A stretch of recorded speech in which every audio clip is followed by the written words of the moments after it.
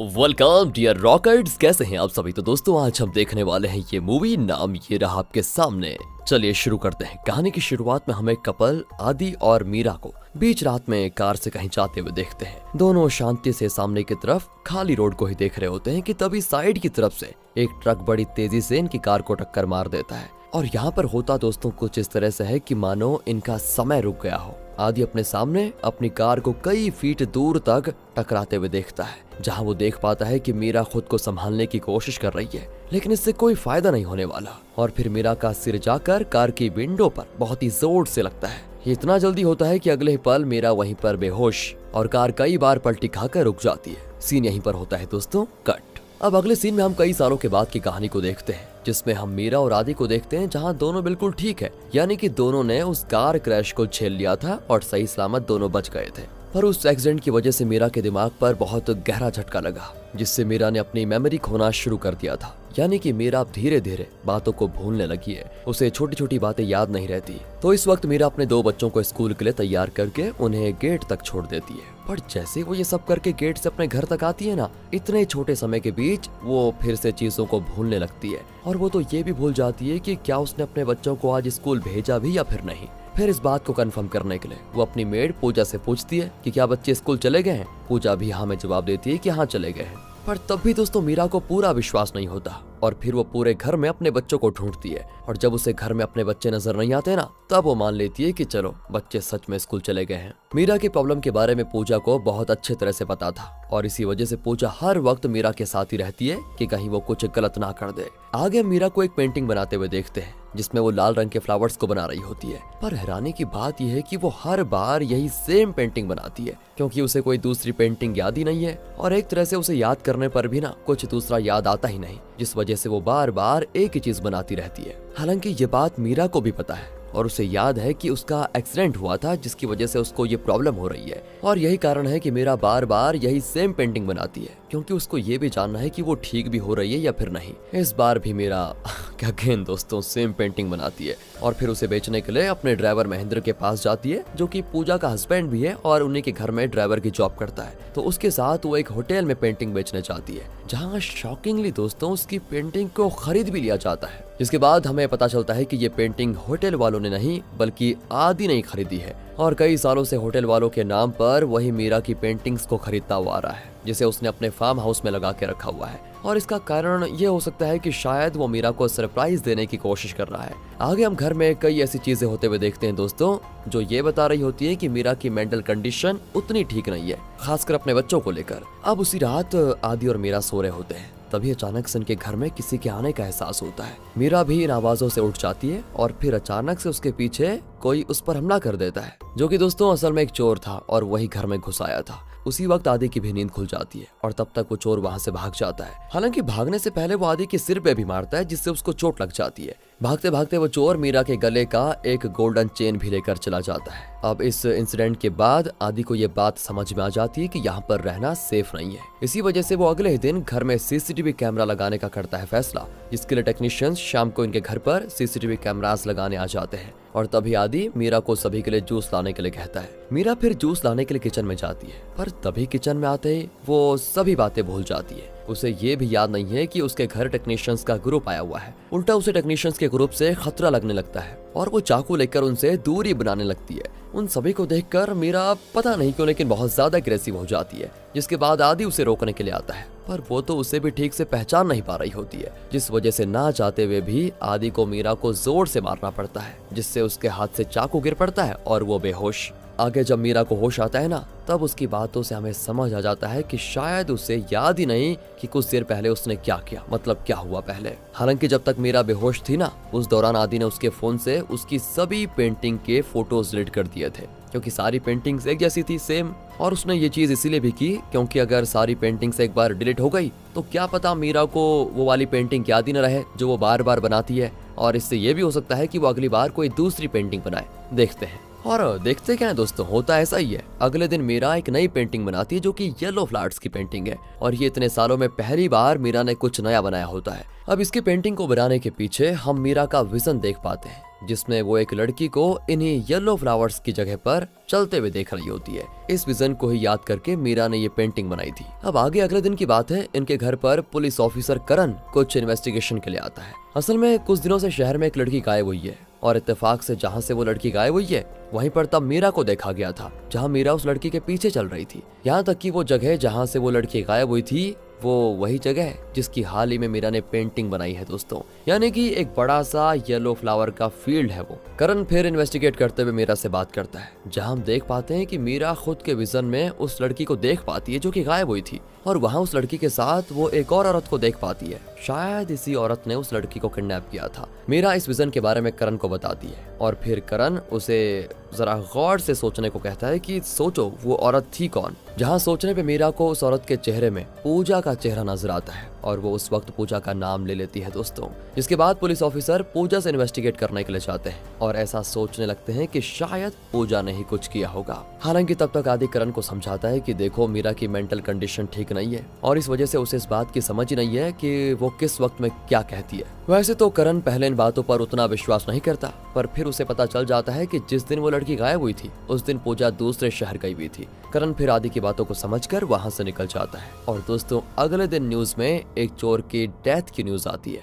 पता है ये वही चोर है जिसने कुछ दिनों पहले आदि के घर में चोरी की थी, और जाते हुए मीरा का चेन भी चुरा लिया था। अब ब्रिज के ऊपर से गलती से गिरने की वजह से इस चोर की मौत हो गई थी, जहां उस चोर के पास से ऑफिसर्स को मीरा की वही गोल्डन चेन मिलती है जिसे वो अपने पास रख लेता है। इसी दौरान यहाँ मीरा नोटिस करती है कि उसकी गोल्डन चेन मिल नहीं रही है, क्योंकि वो तो इस बात को भी भूल चुकी है कि चोर ने वो चेन चुरा ली थी। मीरा फिर उस चेन को ढूंढने में लग जाती है, और उन जगहों जगहों पर जाती है जहाँ वो पिछले कुछ हफ्तों से जा रही है। इसी में दोस्तों वो अपनी कार को भी चेक करने लगती है, क्योंकि ज्यादा समय वो कार में ट्रेवल क्या करती है। हालांकि कार में तो कहाँ चेन मिलेगी, वहाँ नहीं मिलती उसे। जिसके बाद वो ये पता करने लगती है कि ये कार पिछले हफ्ते कहाँ कहाँ गई थी, जिसमें उसे पता चलता है कि आदि ने पिछले हफ्ते इस कार को कार वॉशिंग के लिए भेजा था। जिस बारे में और पता करके मीरा पूजा के साथ उस कार वॉशिंग सेंटर पर जाती है, पर वहाँ उसे पता चलता है कि पिछले हफ्ते तो यहाँ पर कार आई नहीं थी, जबकि आदि ने मीरा से कहा था कि पिछले हफ्ते कार वॉशिंग के लिए गई थी। इससे मीरा को समझ आ जाता है कि आदि ने उसे झूठ कहा। इन सभी चीजों के दौरान महेंद्र भी दोस्तों मीरा और पूजा के साथ होता है। वो फिर हॉस्पिटल में काम करने वाले अपने एक दोस्त से इस बारे में बात करता है, क्योंकि यह हॉस्पिटल इनके घर के करीब ही है। तो महेंद्र अपने दोस्त से पूछता है कि यार पिछले हफ्ते क्या ये कार कहीं यहाँ से गुजरी थी। जवाब में उसका दोस्त बताता है कि पिछले हफ्ते ये कार इसी हॉस्पिटल में आई थी, और यहाँ तक कि इस कार को मीरा मैडम ही ड्राइव कर रही थी, जिसके प्रूफ में वो सीसीटीवी में रिकॉर्डिंग भी दिखाता है, जहाँ मीरा कार को ड्राइव करके दोस्तों हॉस्पिटल लेकर आती है, और उस वक्त कार में आदि भी बैठा होता है। ये देखकर सभी हैरान, क्योंकि मीरा को इतने सालों से ये लग रहा था कि उसे ड्राइव करना आता ही नहीं। यहाँ तक कि आदि ने भी उसको ये कहा कि तुम्हें ड्राइव करना नहीं आता। इसका मतलब आदि ने ये बात भी मीरा से झूठ कही थी कि तुम्हें ड्राइव करना नहीं आता, जबकि मीरा को तो आता है। तो सवाल ये सामने आता है कि आदि मीरा से ये सब झूठ क्यों कह रहा है। यही सवाल मीरा के दिमाग में भी घूम रहा होता है, और वो उसी शाम आदि से इस बारे में पूछने वाली होती है कि उससे पहले आदि मीरा को एक गोल्डन चेन देता है, ये कहते हुए कि ये देखो तुम्हारा खोया हुआ गोल्डन चेन वापस आ गया। अब ये बात तो साफ है कि ये वो गोल्डन चेन नहीं है, क्योंकि रियल वाला गोल्डन चेन तो पुलिस के पास है,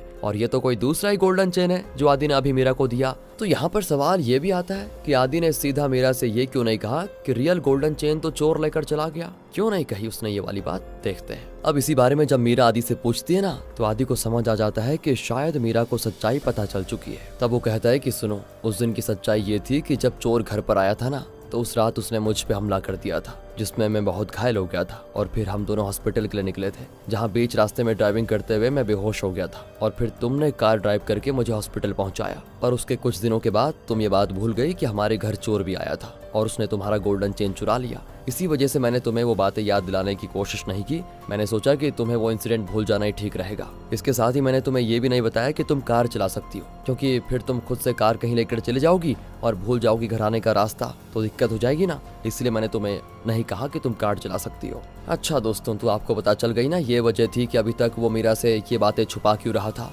आगे शाम में करण अपने डिटेक्टिव फ्रेंड अंजलि के साथ फिर से इन्वेस्टिगेशन के लिए निकल जाता है, जहां अब अंजलि इस केस पर ज्यादा ध्यान देने वाली होती है। और करण दोस्तों अभी और फ्रस्ट्रेटेड हो गया है, क्योंकि उस लड़के के गायब होने के बाद 2 और लड़कियां भी गायब हो चुकी हैं, और उन दोनों के गायब होने के समय भी मीरा ही उनके पास थी। क्या माजरा है। पर जब मीरा से इस बारे में पूछा जाता है ना, तो उसे कोई भी बातें याद नहीं आती। करण को और गुस्सा आता है कि करें क्या। इस दौरान हमें एक बहुत बड़ा सच पता चलता है कि असल में मीरा और आदि के कोई बच्चे भी नहीं है। मीरा जिन्हें अपना बच्चा समझती है वो उसका भ्रम है और वो बच्चे बस उसके मन का एक इल्यूजन है। ये बात वैसे आदि ने मीरा को कभी नहीं बताई कि हमारे बच्चे नहीं है असल में, पर आदि ने ये बात अंजलि और करण को बता दी है। अब हम अंजलि को आदि से मीरा के बारे में पूछताछ करते हुए देखते हैं, जिस दौरान अंजलि आदि के साथ उसके फार्म हाउस भी जाती है। असल में अंजलि को इस बात का पता चल जाता है कि आदि मीरा की पेंटिंग्स को बिना उसे बताए खरीदता है और अपने फार्म हाउस पे रख लेता है। जिसके पीछे का कारण क्या है ये पता करने के लिए अंजलि आदि के साथ उसके फार्म हाउस जाती है। पर वहाँ पर दोस्तों उसे सभी चीजें बहुत ही डरावनी और अजीब महसूस होती है,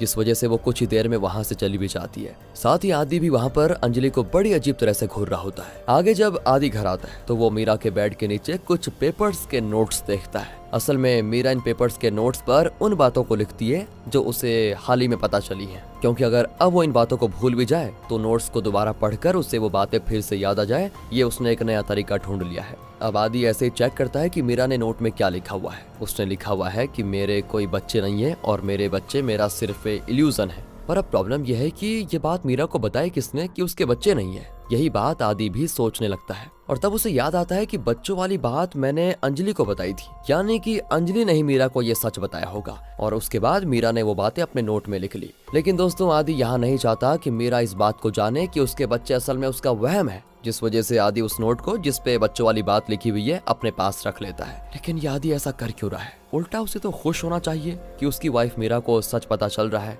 और वो सच्चाई समझ रही है, वो ठीक हो रही है। मतलब तो आदि क्यों मीरा को ठीक होने से रोक रहा है? तो इस सवाल का जवाब जानने के लिए दोस्तों हमें आदि के नाना की कहानी जानना जरूरी है। असल में आदि का बचपन आम बच्चों की तरह नहीं था। इस बात का खुलासा करने के लिए कहानी फ्लैशबैक में जाती है, जहां हम आदि के नाना को देखते हैं जो अपने गांव के मुखिया हैं और पावरफुल पर्सनैलिटी भी। आदि के नाना ने आदि के माता पिता को अलग कर दिया था और आदि के पिता को मार पीट कर गाँव से भगा दिया और वहीं आदि की माँ यानी कि अपनी बेटी को अपने पास रहने के लिए कहा। पहले तो बचपन में आदि समझता था कि उसके नाना बहुत ही भले आदमी हैं, वो गांव वालों के साथ बहुत अच्छा करते हैं, ये आदि की सोच थी। पर फिर उसे एक रात अपने नाना की सच्चाई पता चली कि उसके नाना गांव की लड़कियों को किडनैप करवाते हैं और उन लड़कियों के साथ जबरदस्ती गलत करने के बाद उनको मार भी डालते हैं, जिसके बाद उन लड़कियों की मौत का शक उन पर ना आए इस वजह से आदि के नाना उन लड़कियों के शरीर के छोटे छोटे टुकड़े करवा देता और फिर उन टुकड़ों को अपने पालतू जानवरों को खिला देता। यही चीज आदि ने होते हुए अपने सामने देखी थी और एक तरह से इन चीजों ने उसके दिमाग पर गहरा असर छोड़ दिया था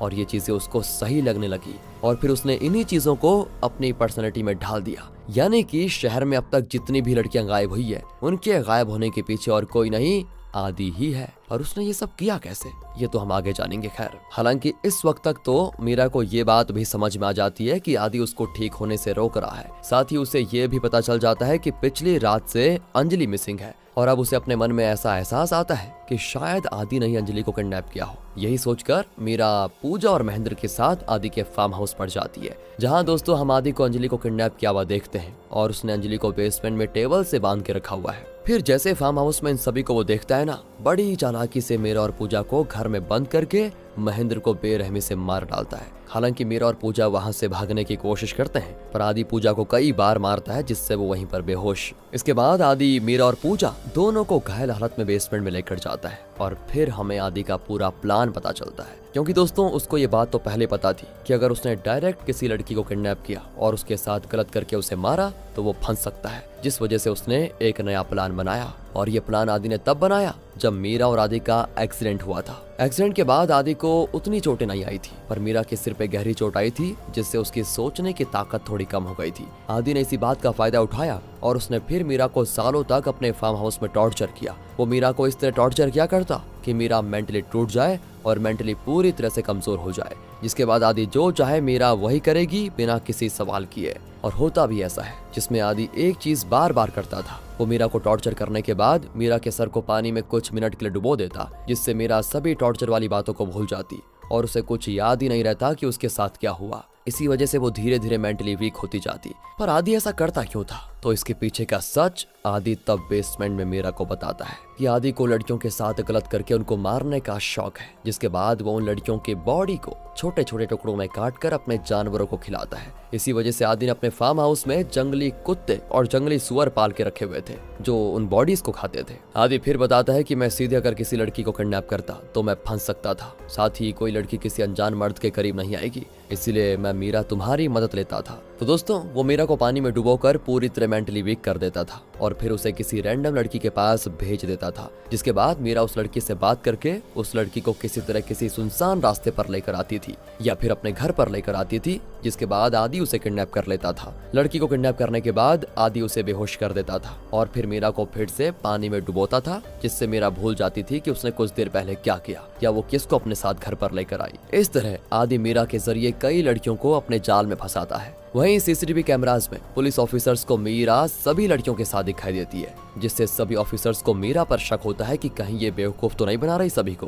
पर जब वो इन्वेस्टिगेशन करने आते हैं, जैसे कि ऑफिसर करण इन्वेस्टिगेट करने आए, तब उन्हें पता चला कि मीरा तो मेंटली चैलेंज्ड है, तो वो कैसे किसी लड़की को किडनैप कर सकती है, और इसी वजह से कोई मीरा के खिलाफ किसी तरह का एक्शन नहीं ले सकता था और आदि जब चाहे मीरा का इस्तेमाल करके ढेरों लड़कियों को अपने जाल में फंसा सकता था। यही उसका शुरू से प्लान था। ऐसे ही आदि ने अंजलि को भी फंसाने के लिए किया, पर जैसा कि आपको पता है आखिर में मीरा की याददाश्त वापस आ गई थी, वो ठीक हो गई थी। इसी वजह से उसे ये बात याद आ जाती है कि मैंने अंजलि को आदि के साथ देखा था, और फिर वो आदि और अंजलि को ढूंढते हुए पूजा और महेंद्र के साथ फार्म हाउस पर आ जाती है और यहाँ पर आदि हो जाता एक्सपोज।